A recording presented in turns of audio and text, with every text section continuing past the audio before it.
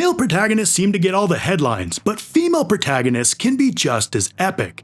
Last time we covered some incredible games led by badass women, but we're not done yet. Here are 15 more games with female heroes that you need to play. First up is Bloodrayne. Launched in 2002 by Terminal Reality, Bloodrayne is an action-adventure franchise that combines fast-paced, bloody combat with a dark supernatural storyline. You play as Raine, a half-human, half-vampire femme fatale who uses her agility, brutal combat skills, and vampiric powers to hunt down and destroy the evil forces. And Raine's design is, well, I like it a lot.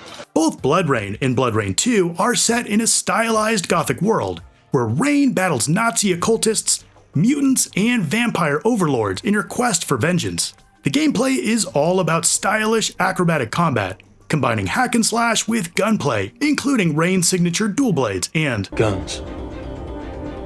Lots of guns. You'll also have Raine's vampiric abilities, like feeding on enemies to restore health, slowing down time with blood rage, and leaping great distances to gain the upper hand. Known for its campy, over-the-top action, seductive style, and graphic violence, Bloodrayne has developed a cult following, especially among fans of action horror games. The recent releases, Bloodrayne Terminal Cut and Bloodrayne Revamped, have brought the series to a new generation, making these games look and play better than ever.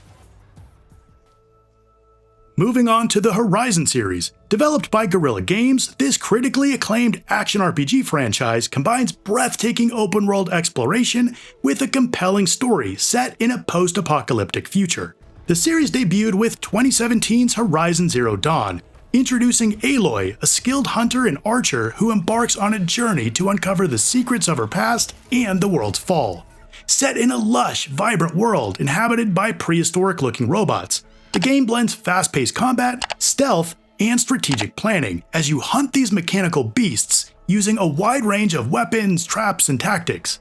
The sequel, Horizon Forbidden West, in 2022, expands on this foundation with new biomes, more diverse machines, and refined mechanics, taking you to new uncharted territories to face more formidable enemies, uncover deeper mysteries, and discover forgotten technologies. Both games are fantastic, with rich world building, complex characters, and stunning visuals, creating an immersive experience that pushes the boundaries of what open-world games can achieve.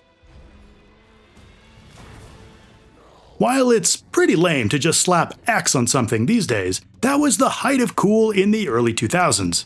X-Blades in 2007 and its spiritual successor, Blades of Time, in 2012 were both developed by Gaijin Entertainment. These action-adventure games combine hack and slash with magic in fast-paced combat.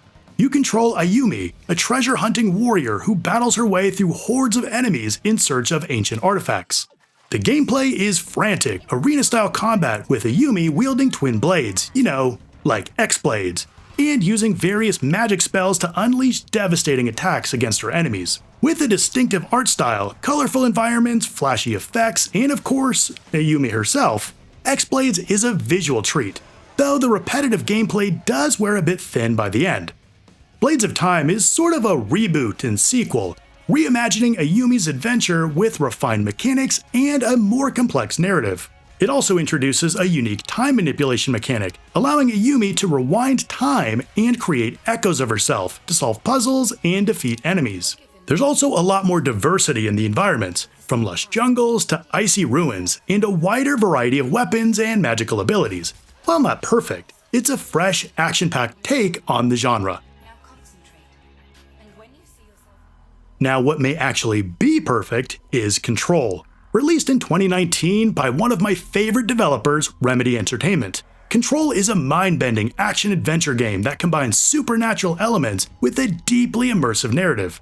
You play as Jessie Phaeton, a woman who becomes the director of the mysterious Federal Bureau of Control, a secretive government agency that investigates and contains paranormal phenomena. Set in the ever-shifting, brutalist landscape known as the Oldest House, the game takes you on a mind-bending journey through bizarre dimensions and twisted realities as Jessie searches for her missing brother.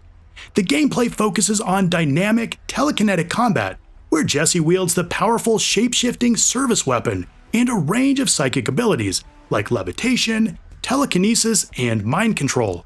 The semi-open world design encourages exploration and experimentation with countless secrets, hidden areas, and lore to uncover. Control's striking art direction, eerie atmosphere, and mind-bending narrative blurs the lines between reality and the surreal. With its innovative gameplay, intriguing story, and stunning visuals, Control stands out as a unique and memorable experience that challenges you to question what you see and unravel the mysteries within the oldest house. Moving on to Kena Bridge of Spirits. Released in 2021 by Ember Lab, Kena Bridge of Spirits is a stunning action-adventure game that combines heartfelt storytelling with lush, vibrant visuals.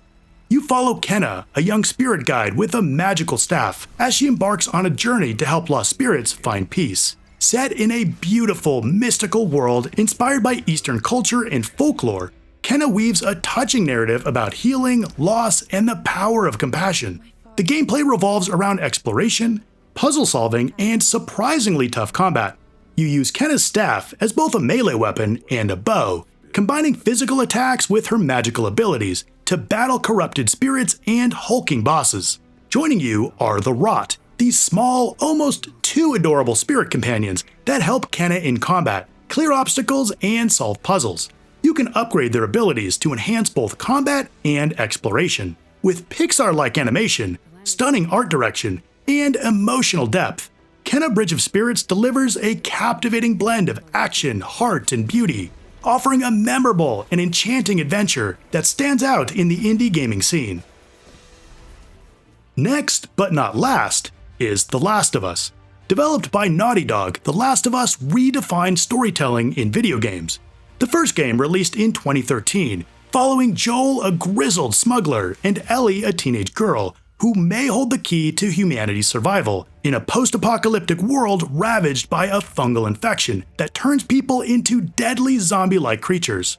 As they journey across a devastated America, the game explores deep themes of love, loss, and survival through a gripping narrative. With astoundingly emotional performances and intense, stealth-based gameplay, the game will keep you thoroughly engaged from beginning to end. The sequel, The Last of Us Part 2 from 2020, expands on this foundation, continuing Ellie's story as she embarks on a relentless quest for vengeance, with a more complex narrative, improved visuals, and refined gameplay.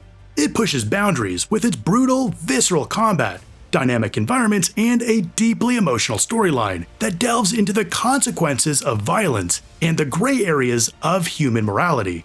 Some weren't fans of the story that shifts perspectives, but I thought it was a really powerful way to humanize even those you hate. Now, there's been like a million remasters and remakes, but I'd say any version you get of these games will look and play great.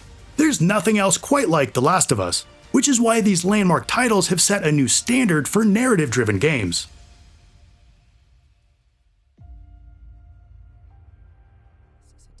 Okay, now it's time to go to hell.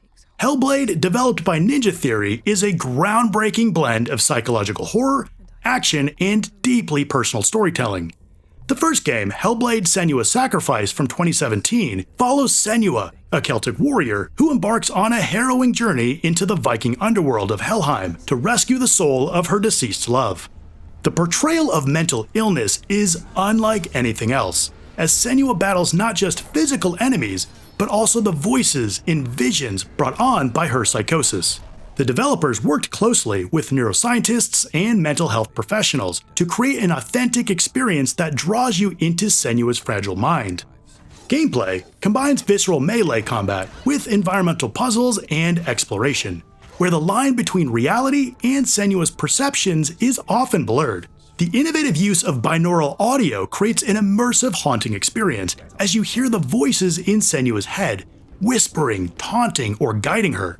This is a game I highly recommend you play with headphones on. Trust me. The sequel, Senua's Saga: Hellblade 2, builds on these themes with a deeper dive into Senua's psyche and more intense combat in a beautifully rendered world.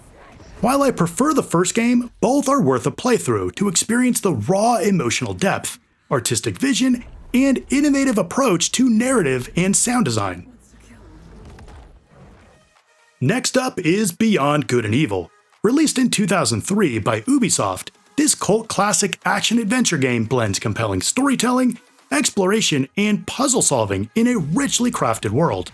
You play as Jade, a fearless photojournalist and martial artist, as she uncovers a massive government conspiracy on the planet Hillies, a peaceful world under attack by an alien race. Armed with her camera and staff, Jade joins a resistance movement to expose the truth and protect her home.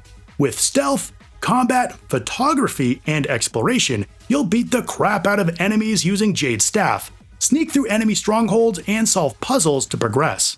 One of the standout features is the photography mechanic, where you capture images of wildlife and evidence to unravel the conspiracy.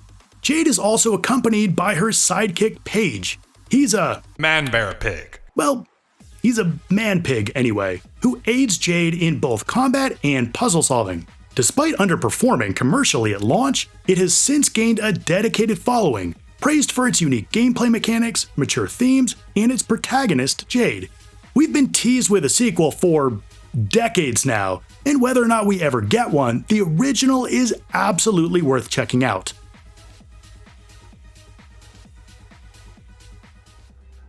Next on the list is Daymare 1994 Sandcastle. Developed by Invader Studios and released in 2023, Daymare 1994 Sandcastle is a survival horror game and a prequel to Daymare 1998.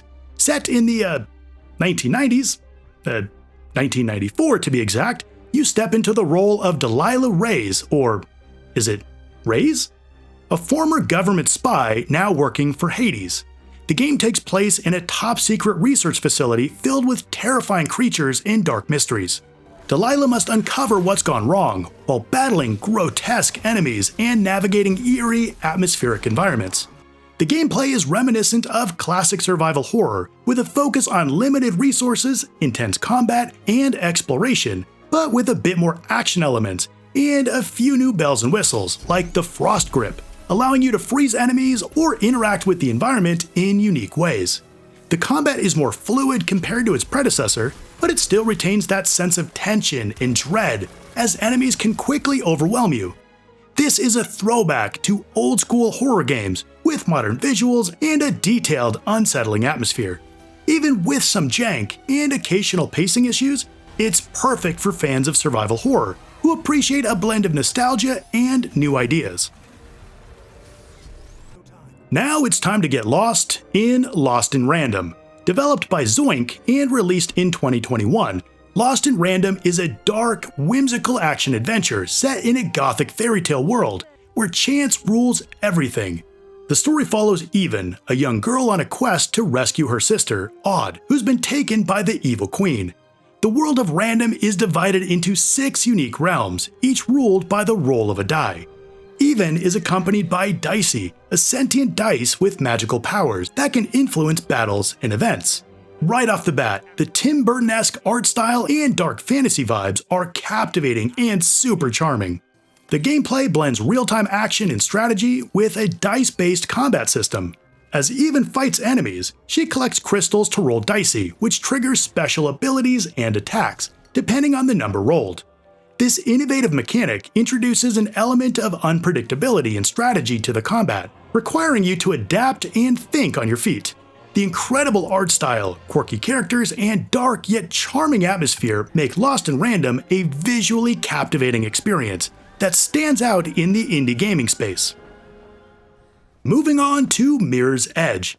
Developed by DICE, Mirror's Edge is a first-person action franchise known for its parkour-based gameplay and striking minimalist visuals. The original, Mirror's Edge from 2008, introduces Faith Connors, a runner who uses her agility to traverse the rooftops and ledges of a futuristic dystopian city where information is tightly controlled. Faith seeks to expose the corrupt system while staying one step ahead of the oppressive authorities. The first-person perspective, combined with the fluid parkour mechanics like wall running, vaulting, and sliding, made it a refreshing departure from the countless first-person shooters out there. Mirror's Edge Catalyst from 2016 serves as a reboot and expands on the original concept by offering a more open-world environment. It explores Faith's backstory and further develops her as a character, while introducing new traversal mechanics and a greater focus on combat. The game continues to emphasize speed and fluidity, rewarding you for maintaining momentum as you navigate the city. While I'm a bigger fan of the original, both games are worth a look for their innovative movement system, distinctive art direction, and narrative depth. Next up is Hyperdimension Neptunia, a quirky and colorful Japanese RPG franchise developed by Idea Factory and Compile Heart. First released in 2010, the game is set in the world of game industry, a parody of the video game industry where four goddesses, Neptune, Noir, Blanc, and Vert, represent fictionalized versions of game consoles. These goddesses battle each other for the dominance in their respective nations, often forming alliances and facing off against threats to their world. The series is known for its fourth wall-breaking humor, filled with references to gaming culture, industry tropes, and anime. There are over 20 games in the series, with all sorts of spin-offs and side stories. Originally just turn-based, the gameplay is shifted and evolved to include more real-time combat and variations on the formula over time, with the highlight being the fan-service-heavy transformations into the goddesses' more powerful CPU forms. I really dig the Neptunia games for their charming, tongue-in-cheek narrative, lovable characters, and lighthearted tone. While the series is often criticized for its repetitive gameplay and fan service, not exactly sure why, it has developed a dedicated fan base who appreciate its humor, anime aesthetics, and nods to the gaming industry. Next on the list is The Medium by Bloober Team. Yes, that Bloober Team. Released in 2021, The Medium is a psychological horror game that stands out for its dual reality gameplay and atmospheric storytelling. You control Marianne, a medium who can interact with both the physical and spiritual worlds, as she navigates an abandoned, haunted hotel to uncover the mystery behind a traumatic massacre. What sets The Medium apart is its innovative dual reality mechanic, where Marianne can exist in both realms simultaneously, solving puzzles and interacting with the environment in parallel worlds. The mind-bending mechanic adds depth to exploration and puzzle solving, creating a haunting, immersive experience. The visuals are simply stunning, especially in the eerie, surreal spirit world, which is inspired by the work of Polish surrealist Beksinski. On top of the incredible visuals is a gripping narrative filled with dark psychological themes centered on trauma and loss. The atmosphere is heightened by the haunting soundtrack composed by Akira Yamaoka of Silent Hill fame and Arkadiusz Rakowski. The game might as well have been Bloober Team's resume for taking on the Silent Hill 2 remake, with its dark psychological themes, dual realities, and the constant feeling of vulnerability that lasts long after the credits roll. Moving on to Steelrising, developed by Spiders and released in 2022. Steelrising is a Souls-like action RPG set in an alternate history version of 1789 Paris during the French Revolution. King Louis XVI has deployed an army of deadly automatons to crush the rebellion, turning the city into a mechanical nightmare. You control Aegis, an agile and powerful automaton warrior created to fight back against the king's forces and alter the course of history. If you know Souls-like, you'll be familiar with most of the gameplay, with its challenging combat, precise timing, and strategic use of stamina. Aegis is equipped with a ton of different weapons, from the fast dual blades to heavy hammers, and she can unlock new abilities and tools as she progresses. The setting is fantastic in one of its most unique aspects, combining French Revolution aesthetics with steampunk-inspired designs, creating a visually striking and atmospheric world. For fans of Souls-likes looking for a fresh take on the genre, including options to scale the difficulty as you like, Steelrising offers a distinct and memorable experience set against the backdrop that's unlike anything else. Last but not least, though you may not know that looking at the reviews for this game, is Wanted Dead.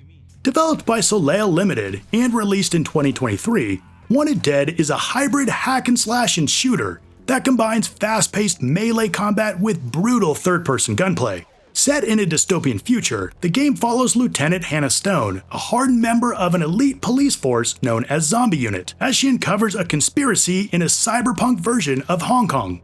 Blending classic action games with a dark futuristic aesthetic, The gameplay is a mix of tactical gunfights and visceral melee combat, where you seamlessly switch between shooting enemies from a distance and using katana strikes up close. Wanted Dead is tough as nails, requiring you to master both the shooting mechanics and the intricate swordplay, with brutal finishing moves and combos that are always a treat. The combat is fast, fluid, gory, and a ton of fun for fans of hardcore action titles. And it may have just been too hard for the reviewers, with the IGN reviewer taking the cake, criticizing the game for not having air combos. Yeah, despite this, the unique blend of gunplay and sword combat make it a standout for anyone looking for a challenge in a stylish cyberpunk setting.